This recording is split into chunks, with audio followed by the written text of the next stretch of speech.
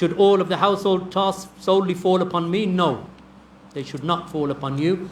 This is a negotiation in any household. What are responsibilities of a daughter whose mother has passed away and whose stepmother does not live with her? The responsibilities of a daughter whose mother... Okay. I have only 2 brothers and my father expects me to handle all the household responsibilities. Should all of the household tasks solely fall upon me? No, they should not fall upon you. This is a negotiation in any household where there is a father has his wife, then there are children, and there are brothers, the brothers' wives. And in a society like Pakistan, sometimes they can all be living in one big house. So these are responsibilities that are negotiated between the people of the household with the father at the head.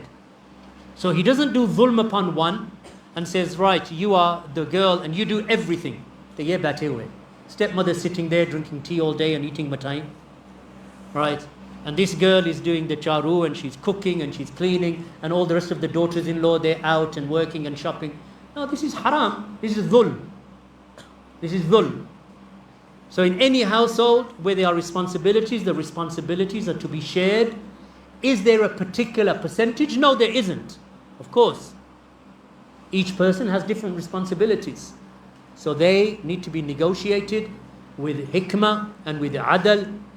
And Allah loves the muqsiteen. Allah loves those who judge with justice.